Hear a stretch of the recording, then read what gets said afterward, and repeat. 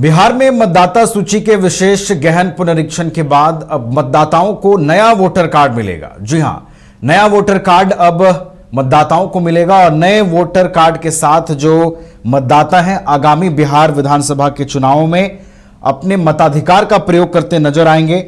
नए कार्ड से ही अब वोट मतदाता दे सकते हैं। 1 सितंबर तक बीएलओ को अपना नवीनतम जो फोटो है वो देना होगा, उसके बाद उनका पंजीकरण होगा और फिर सारी चीजें आधिकारिक रूप से जारी की जाएंगी। हमारे साथ और अधिक जानकारी के साथ हमारे सहयोगी विवेक जुड़ गए हैं पटना स्टूडियो से।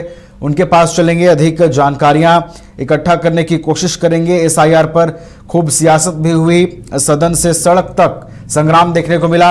विवेक, देखिए, अब विशेष मतदाता सूची के गहन पुनरीक्षण की रिपोर्ट जारी हुई है। अब नए वोटर कार्ड जारी किए जाएंगे। मतदाताओं को अब नए वोटर कार्ड का प्रयोग कर उन्हें अपने मताधिकार का प्रयोग करना होगा। कौन कौन सी प्रक्रियाएं हैं विवेक जो आने वाले दिनों में महत्वपूर्ण रहेंगी एसआईआर प्रक्रिया में?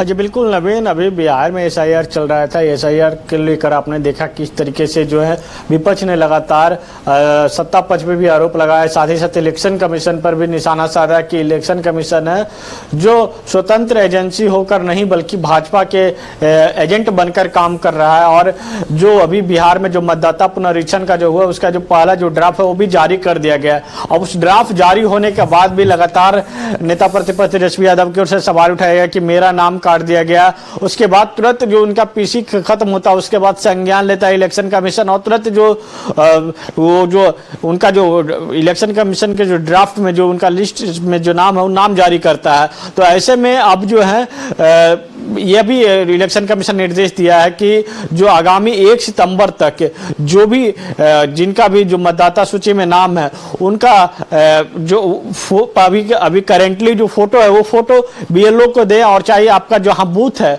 उस बूथ पर जाके बीएलओ सभी लोगों से फोटो कलेक्ट करेगा और साथ ही साथ कि कहाँ उनके नाम की त्रुटि है, जैसे किसी का जो पिता का नाम है उसमें कोई सिंह की जगह कहीं प्रसाद है तो कहीं यादव की जगह महतो लिखा हुआ है, तो उस पे भी संशोधन के लिए जो इलेक्शन कमीशन ने कहा कि वहां पे बीएलओ कैंप लगाएगा और उसके बाद बीएलओ के पास अब जाकर जो अपना फोटो हो और चाहे जहां पे आपका पहचान अभी जो ड्राफ्ट जारी किया गया उसमें जहां भी गलती है उस गलती को आप वहां बता सकते हैं, उसके बाद उस पर सुधार होगा। तो ऐसे में लेकर जो है इलेक्शन कमीशन ने निर्देश दिया कि 1 सितंबर तक, आपने देखा कि 24 जून से बिहार में मतदाता पुनरीक्षण चल रहा था, 25 जुलाई तक चला और उसके बाद जो है इलेक्शन कमीशन ने 1 अगस्त को जो है ड्राफ्ट है वो जारी किया जिसमें 65 लाख से अधिक लोगों को जो है नाम काट दिया गया है, जिसमें जो कह सकते हैं कि जिनकी मृत्यु हुई है उनके नाम काटा गया है। तो लेकिन विपक्ष की ओर से जो सवाल उठाया जा रहा है कि जो गरीब लोग हैं उनका नाम काटा गया, जो बिहार से पलायन है,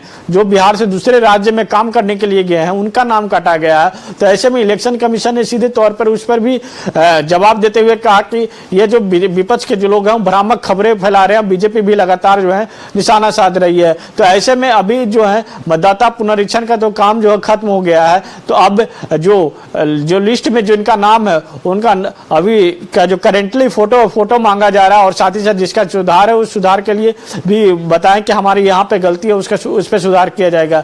लेकिन बिहार में अब कह सकते हैं 3 महीने के बाद चुनाव है। चुनाव से पहले जो लगातार जो मतदाता पुनरीक्षण जो पहले बार है, ऐसी घटना पहली बार हुई है कि चुनाव से महज 3 महीने पहले और 2 महीने पहले इस तरीके से मतदाता पुनरीक्षण चल रहा है। हमेशा चलता था कि जनवरी के माह से लेकर मार्च तक सारे कंप्लीट कर लिया जाता था और नवंबर में वोटिंग होती थी, उसी समय जो है 10 दिन के बाद जो है सरकार बन जाती थी। तो ऐसे में अब जो है विपक्ष की ओर से लगातार सवाल उठाया जा रहा है। एक और खबर अभी सामने आई है कि मुकेश सहनी जो है जो गठबंधन के सहयोगी हैं उन्होंने मुकेश सहनी ने सीधे तौर पर निशाना इलेक्शन कमीशन पे भी साधा। तेजस्वी यादव से बड़े आगे चलकर उन्होंने कहा कि मेरी पत्नी रहती है मुंबई में लेकिन उसका जो नाम है वो बिहार में नाम है, तो कैसे बिना हमारा आवेदन दिए हुए कैसे नाम आ सकता है। अब ऐसे में लेकर इलेक्शन कमीशन ने भी इस मामले को लेकर भी संज्ञान लिया है। इलेक्शन कमीशन देखना होगा कि इलेक्शन कमीशन क्या जवाब देता है। लेकिन कल जिस तरीके से तेजस्वी यादव ने जो आरोप लगाया उसका इलेक्शन कमीशन जवाब दिया और इलेक्शन कमीशन ने भी निर्देश जारी किया गया जिनका जो करेंटली फोटो दे बीएलओ को और जो भी त्रुटि है वो बीएलओ को बताए, वो उसमें संशोधन की जाएगी। जी नवीन। चलिए, तो तमाम तरह की चीजें एसआईआर प्रक्रिया के दौरान देखने को मिली हैं। अब मुकेश सहनी ने भी सवाल खड़े किए हैं कि मेरी पत्नी मुंबई में रहती है, लेकिन यहां पर नाम जोड़ दिया गया है। इससे पहले नेता प्रतिपक्ष तेजस्वी यादव ने भी सवाल खड़े किए कि मेरा तो नाम ही गायब कर दिया गया है। तो तमाम तरह की चीजें हुई। उसके बाद हालांकि चुनाव आयोग ने उस स्थिति को भी स्पष्ट किया। ये पूरी प्रक्रिया जो है वो अब सामने आ गई है और अब जो नए वोटर आईडी कार्ड हैं वो भी जारी किए जाएंगे और नए वोटर आईडी से ही बिहार के मतदाता आगामी विधानसभा चुनावों में लोकतंत्र के महापर्व में हिस्सा ले सकते हैं। बहुत बहुत फिलहाल धन्यवाद विवेक आपका हमारे साथ जुड़ने के लिए, तमाम जानकारी हम तक पहुंचाने के लिए।